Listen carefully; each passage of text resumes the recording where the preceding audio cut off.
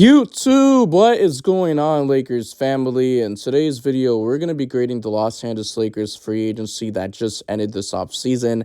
So if you guys are a diehard Lakers fan just like me, make sure you guys drop a like, smash that subscribe button, turn on the notification bell for more Lakers content, featured videos in general.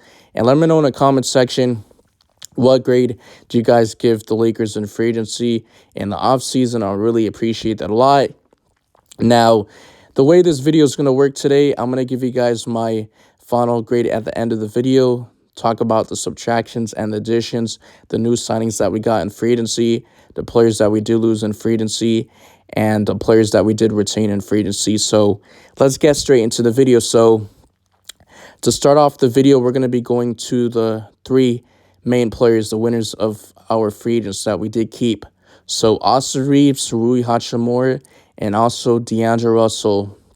Now, Austin Reeves was a restricted free agent. I'm so glad that we did keep him because he was the main reason why we made it far in the postseason. Of course, his regular season stats did not show up like they did in the postseason. But if he can just take that next leap, which I think he will, in his third year, he'll be fine. I feel like he could be your future when LeBron James does retire, and depending how healthy Anthony Davis does stay on the court, because he's going to be getting older, right? He's still in his prime. He's going to be 31 years old this upcoming season, right? So Austin Reeves is just fearless. He was always ready to play in the big moments. He was hitting clutch three-point shots.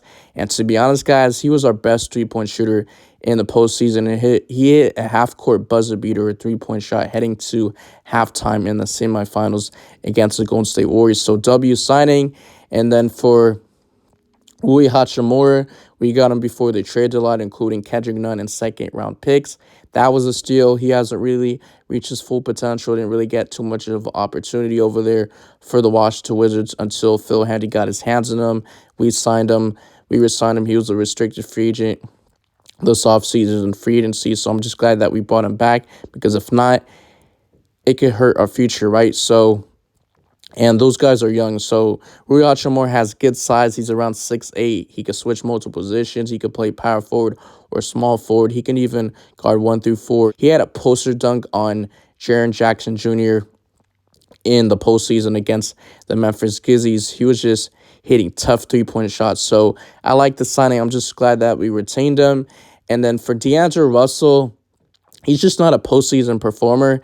He was unplayable in the Western Conference Finals, but we cannot forget that he won us a game against the Golden State Warriors, or was either against the Memphis Grizzlies. But in the regular season, he was averaging close to 20 points per game. He's just not a postseason performer, like I said earlier, but he's a playmaker, and he could still score. He could shoot the three ball.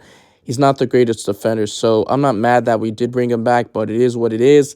So the first signing that I do really like that we brought in free agency is Taurean Prince, 3-and-D wing. His goal is to shoot around 40% for the Los Angeles Lakers this upcoming season, and I'm actually surprised that the Minnesota Timberwolves did not bring him back, because he was a big part of the Minnesota Timberwolves team in the postseason when they faced the Denver Nuggets, and he was hitting clutch shots. And to be honest, I feel like he's a better overall defender than Troy Brown Jr. Troy Brown Jr. didn't even touch the court really in the postseason. He had one game. I believe it was against the Grizzlies at Crypto.com Arena. But other than that, he didn't really touch the court in the regular season. He was one of our best three-point shooters. He was actually solid from the three-point, a very good defender. But overall, Taurean Prince is just a better overall player.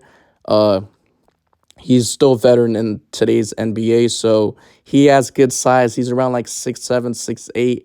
The Lakers are very deep. We got more wings on this roster. We got more power forwards, small forwards. We signed him to the biannual exception, so I like the signing. And then Gabe Vincent, we signed him to non-taxpayer mid-level exception. We didn't give him the full mid-level exception, but he's a defensive-minded guard, 6'4", and in the postseason, in the NBA Finals that they just were in for the Miami Heat when they played against the Denver Nuggets, there were times you would have on and off games, but sometimes the stats don't always show up in the box score, which I do not mind, because he could hit his wide open shots.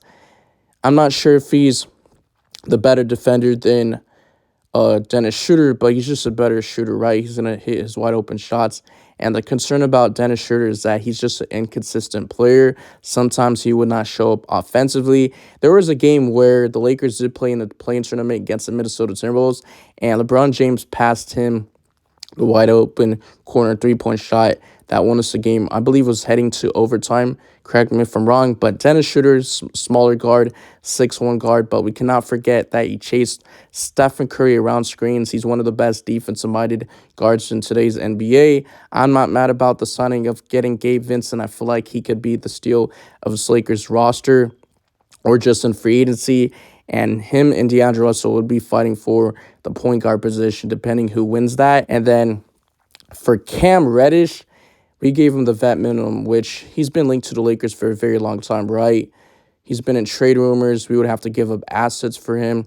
And we almost closed the deal on him when it was included the New York Knicks and the Toronto Raptors, but the deal did fail because the New York Knicks wanted something, right? So I'm just glad that we got him in free agency. I believe he was like a restricted or an unrestricted free agent. He has good size. He's around 6'7", 6'8".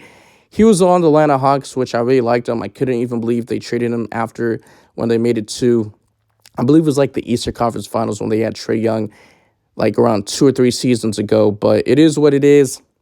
I'm just glad that we got him very cheap. He has a lot of potential. I'm very high in him. He can be very good for the Lakers. And whether he comes off the bench or starts, he's going to get the opportunity.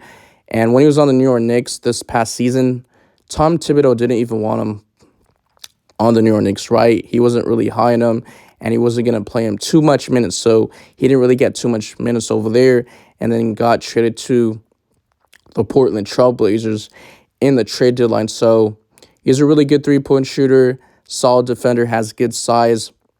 Hoping that he's going to have a breakout year for the Los Angeles Lakers. He's still young. He's around 23, 24 years old. So I'm just glad that the Lakers got him this offseason free agency. And then the last player we're going to talk about is Jackson Hayes. He's a center rim runner. He could throw down lobs. He could throw down dunks. He hasn't really reached his full potential for the New Orleans Pelicans. Hasn't really got the full opportunity to showcase his talent. But we got him for him to play alongside AD in the front court. He's a center, has good size. He's around like 6'10", 6'11", or like 7 foot. But great signing, underrated signing. I think he's going to make a huge impact for the Lakers when he starts the beginning of the 2023-24 season next to Anthony Davis. We gave him the vet minimum, so we didn't really lose too much in the offseason. We did lose Troy Brown Jr., Dennis Schroeder. We also lost Mo Bamba, Malik Beasley, and I also forgot to say Lonnie Walker I do really like, but the fact that Darvin Ham just didn't play him second half of the season after getting some really good minutes in the rotation start of the season, he was one of our best players, third best player on this Lakers team. And as soon as we made the trades in the trade deadline, he was pretty much the odd man out, didn't get too much rotation minutes, but he did win us a game. In Game 4, I believe, against the Golden State Warriors, he was hitting clutch shots over Stephen Curry. He's a solid defender. He's very good at driving to the rim. So Lakers fans, NBA fans in general, you guys let me know in the comment section, how do you guys feel about the Los Angeles Lakers free agency? So my final grade for the Lakers is an A+, because Rob Pelinka was doing some work after we criticized him even before the trade deadline. Oh, he doesn't care about our roster. He doesn't care about our team competing, especially when we had LeBron James. But I appreciate the support. Like I said, drop a like, drop a sub for more Lakers content. Turn on the notification bell whenever I upload a video for more future videos, new signings for the 14th roster spot. And let me know in the comment section what should be my next video, because to be honest, guys, there's not really too much to talk about. The NBA offseason is dead. There's just not too many rumors. We've been hearing the same rumors about Christian Wood going to the Los Angeles Lakers or the Lakers signing someone for the 14th roster spot. But anyways, I'm out of here. Peace.